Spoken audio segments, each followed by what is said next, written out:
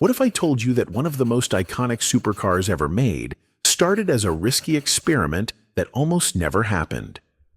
Audi wasn't known for making supercars, yet somehow they created a machine that could go toe-to-toe with Ferrari and Lamborghini while still being reliable enough to drive every day. The Audi R8 wasn't just another fast car, it redefined what a supercar could be.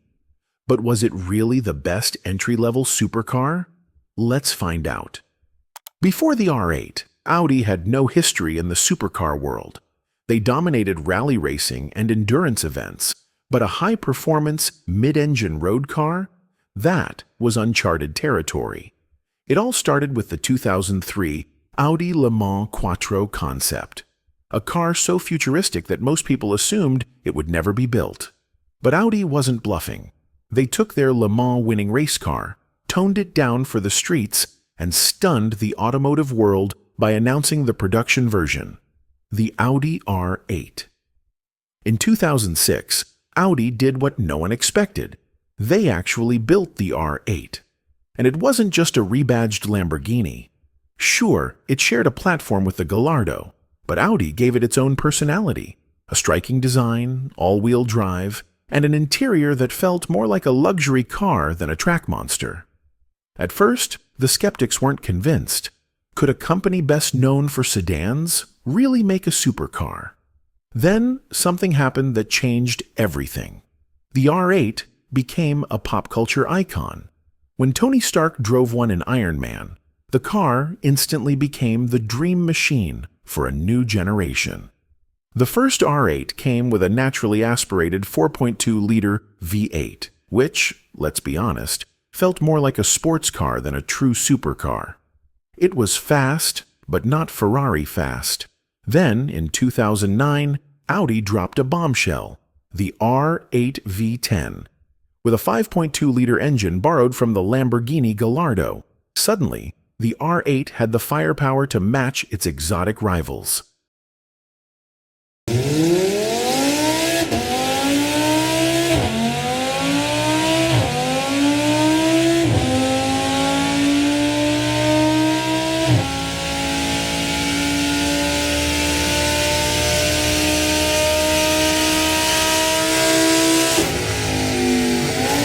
Horsepower, a screaming redline, and that unmistakable V10 howl.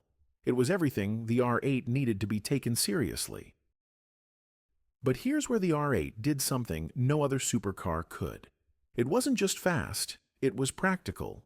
Unlike a Ferrari that needed constant maintenance or a Lamborghini that felt like a spaceship, the R8 was shockingly easy to live with. It had a smooth ride, a comfortable interior, and, most importantly, it was reliable. People could actually daily drive an R8 without worrying about eye-watering repair bills. It was a supercar for the real world, and that's what made it so special. In 2015, Audi released the second-generation R8, and while it was faster and more aggressive-looking, it came with one controversial change: no manual transmission. Audi decided to ditch the gated manual, replacing it with a dual-clutch automatic. It made the car quicker, but for purists, it felt like the soul of the R8 was fading. Another bold move? Audi killed off the V8, leaving only the V10. The R8 V10 Plus, and later the R8 V10 Performance, were the most powerful versions ever.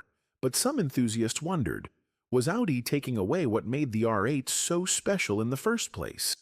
Since the R8 shared its platform and engine with the Lamborghini Gallardo, and later the Huracan, people naturally compared the two. But here's the twist. Many drivers found the Audi R8 to be the better car. Let's break it down. The R8 and Gallardo/Huracan had nearly identical specs since they shared the same V10 engine. However, the R8's Quattro all-wheel drive system often made it faster in real-world conditions, especially on twisty roads or in bad weather. Handling was another key factor. The R8 had a smoother, more predictable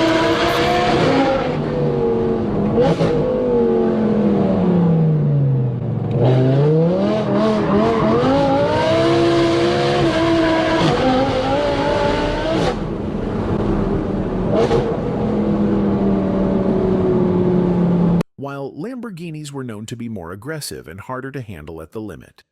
But the biggest advantage? The R8 wasn't trying to be an untamed beast. It was a refined, comfortable supercar. The Lamborghini, on the other hand, had a harsher ride, a more cramped interior, and was harder to drive in normal traffic. And when it came to price, the R8 was the clear winner. It offered nearly identical performance to the Gallardo and Huracan at a significantly lower price. That made it the ultimate budget supercar compared to its Italian cousin. For someone who wanted a high-performance machine they could actually live with every day, the R8 was the obvious choice. It had all the excitement of a Lamborghini, but with a more refined and usable package, making it the smarter supercar buy. Then, in 2023, Audi made a shocking announcement. The R8 was being discontinued. The car that had put Audi in the supercar conversation was coming to an end, and the reason? The shift toward electric vehicles. Audi decided the future was electric, and the R8 simply didn't fit into their long-term vision. To say goodbye, they released one final edition, the R8 GT. It was lighter, faster, and a proper farewell to one of the greatest supercars of the modern era.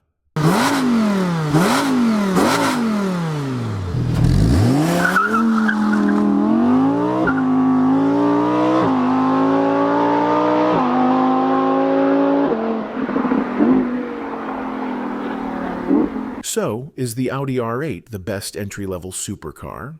It's hard to argue against it. It had the looks, the performance, and the everyday usability that no other supercar could match. When you compare it to other entry-level supercars, like the Porsche 911 Turbo or Nissan GT-R, none of them quite hit the same balance of exotic appeal and real-world usability. And even when stacked against its own Lamborghini sibling, the R8 still held its own, and, in many ways, came out on top. The R8 might be gone, but one thing's for sure, it changed the supercar world forever. And the real question is, will we ever see anything like it again? If you enjoyed this deep dive into one of the best entry-level supercars, then don't forget to leave a like, subscribe, and stay tuned for the best of the automotive world.